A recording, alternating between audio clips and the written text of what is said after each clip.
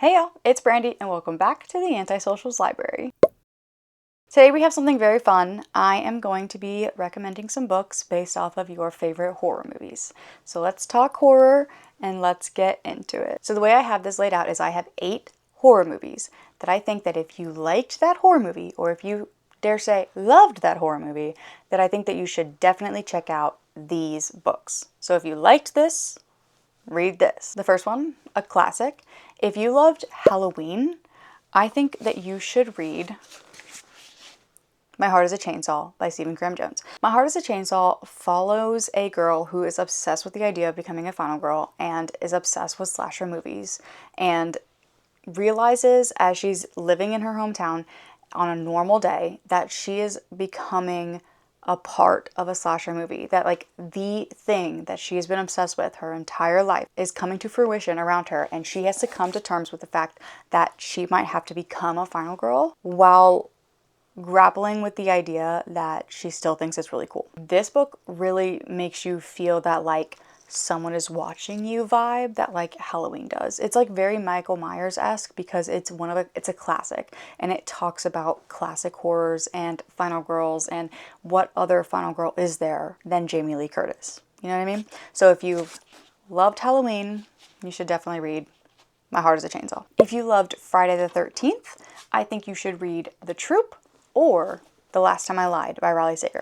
So The Troop by Nick Cutter is a little bit more of a horror, and by a little bit more, I mean a lot more. This is gory, this is body horror, this is disgusting to read, but it definitely gives you that like isolated feeling with like nowhere to run to, kind of like Friday the 13th does, because you are following a group of kids when they get stuck on this camping trip on this isolated island, and something is hungry and is there on that island and is coming to get them.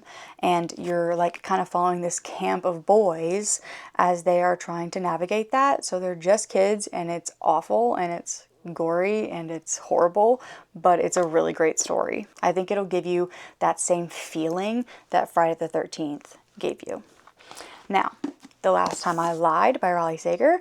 This is more of a thriller, but definitely encompasses that feeling of like Camp Crystal Lake, because this is set at a summer camp where something horrible happened in a previous year in the summer camp, and so they closed down. Like a girl went missing type of awful, and they closed down. And now you're following later on in the future, they are reopening up, and some people from the past are coming to work there again, and history seems to repeat itself. So it definitely fits that Camp Crystal Lake vibe where you're at camp and all of these awful things are happening, and you're like, is it one of us? What's happening? Is there a serial killer here that's like targeting people at this camp specifically, or is it something that we can't understand? And that's kind of that vibe of Friday the 13th. Now, if you loved one of my favorite movies of all time, which is The Nightmare on Elm Street, then I think you should read Nosferatu by Joe Hill or The Nightmare Man. So kind of for different reasons, but Nosferatu by Joe Hill it's a vampire story, okay? But the way that it's written is a supernatural villain, right? That operates outside of the normal realm of like reality. So it's something that you can't track down, you can't make sense of it, you don't know how to beat it, but he's there and he's able and willing to kill you at your most vulnerable and weakest times, like a dream. Like, that's crazy, and it's so good. It's written really well, and I think it'll give you that same like helplessness vibe that the Nightmare on Elm Street gave you. Now, The Nightmare Man, I have not read. Okay, so I can't recommend this to you in terms of being a good book or a bad book because I haven't read it yet, but the premise is very similar to The Nightmare on Elm Street because it is literally almost the exact same premise. It is a serial killer that appears in people's dreams and is able to hurt them. So if it's not on your TBR yet, it's definitely on mine. So I'm definitely going to read that book, but it does give Nightmare on Elm Street vibe. If you loved Scream, which is one of the best slasher horror movies of all time. I'm even wearing my Scream shirt right now. If you loved Scream, I think that you should read Clown in a Cornfield by Adam Caesar and In My Dreams I Hold a Knife by Ashley Winstead. It's hard for me to come up with a rec for this movie because it is so quintessential into the horror genre. Maybe I just haven't read enough books that meet this quite yet that feels perfect, but these are as close as I can get, and I do think that these are really good recs. But I would recommend Clown in a Cornfield because this is following a masked serial killer in a small town as he's tormenting mostly teenagers, and you're following this group of teenagers as they're like trying to fight back and trying to figure out who this is. It's very meta, and it kind of makes fun of itself in the way that it's like making fun of the horror tropes that most people fall into, but they're really acknowledging it as it's happening, which gives very much Scream vibes, because that's why Scream is so quintessential to the horror genre, is because it really looked at the horror genre and said, we're gonna make fun of it, but take it seriously at the same time and bring everyone in on the joke.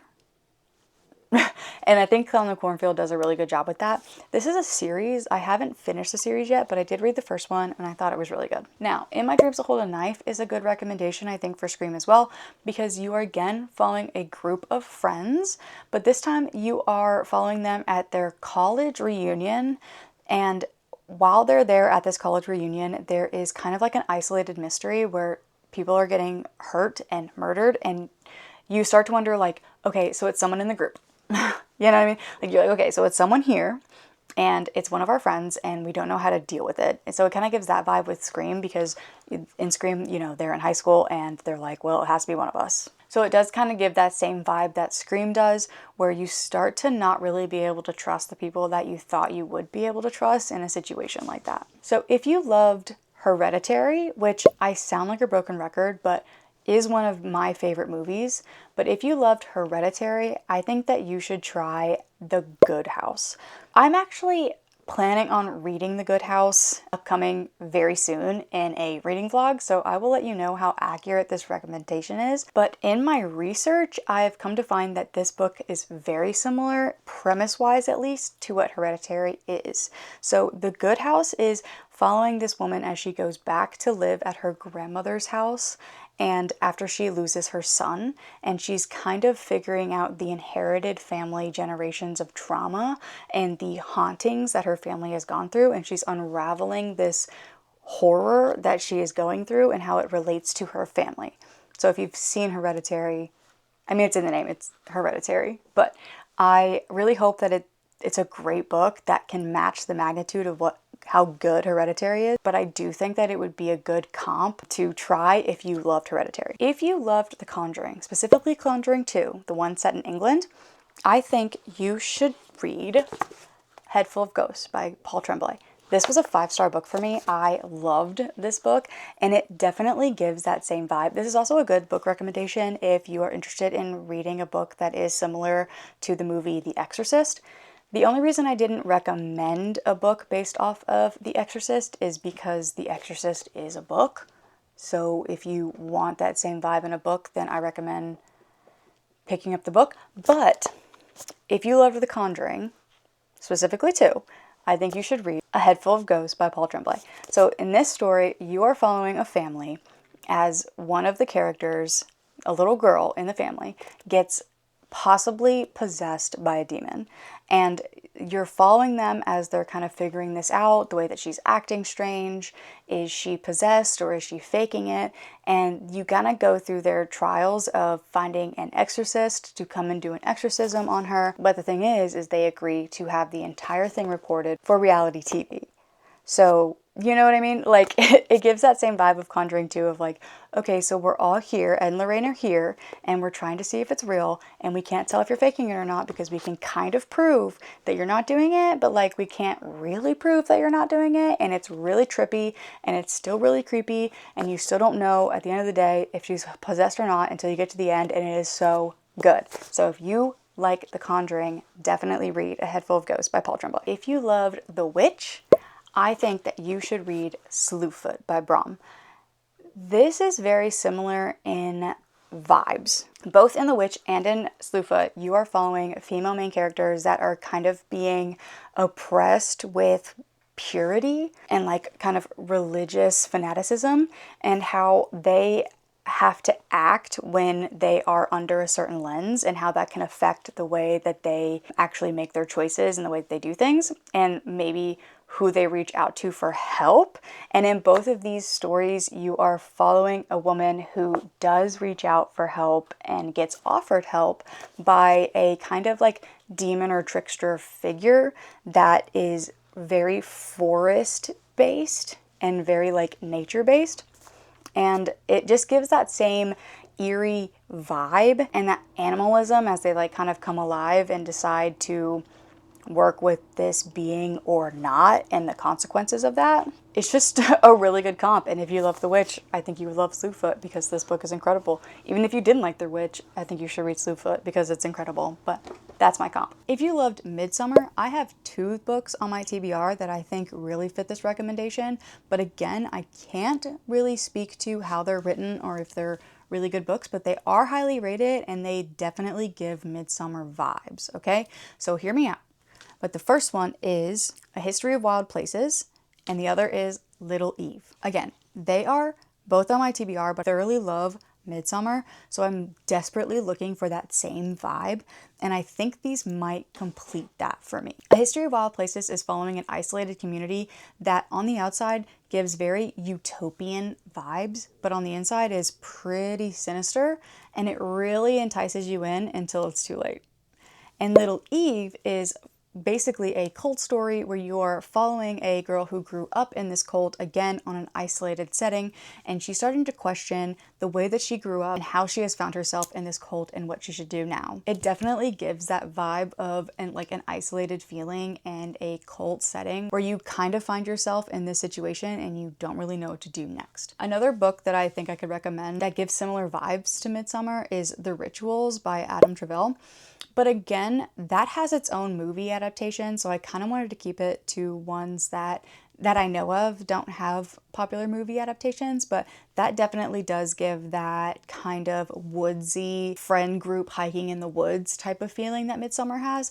But these other recommendations are a little bit more on the culty side of what Midsommer gives you, so definitely try those. So those are books that I think that you will like if you have loved these 8 movies. I do have more of these, so if you are interested in a part 2, I will definitely do that for you, but these are just a couple of them I wanted to throw out really quickly for a quick and short video for recommendations. Please let me know down below if you have read any of these books, if you have another comp for a movie that I mentioned, if you have a better comp for a movie that I've mentioned, because maybe it's a book that I haven't read yet or haven't heard of, and I would love to be in on that knowledge. If you don't have anything to say about the movies or the books that I've mentioned today, then go down below just to let me know that you were here, and leave a video camera or a film reel or anything movie related so that I know that you made it all the way to the end. And while you're down, just remember to like and subscribe, and you can hit that little notification bell so that you know that when I'm posting next. And yeah, so thank you so much for watching, and just remember to read well and rest well, and I will catch you in the next one. Bye.